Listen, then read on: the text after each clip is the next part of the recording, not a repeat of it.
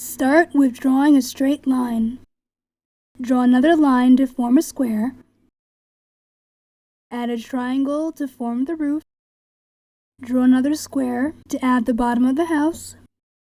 You can add a window to the side of your house. Add a square or any shape you would like. And add a second window to the front of the house above the door. For the door, which can be any shape you want, begin by adding a line and then add a curve for the top of the door. For extra texture on the roof, add lines or squares and zigzags or any shapes you would like. Using colored pencils, markers, or any other media, begin to add color to your house.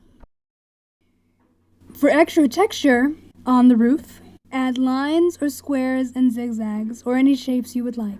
Using colored pencils, markers, or any other media, begin to add color to your house. Then continue and add zigzag lines for the rest of the chimney.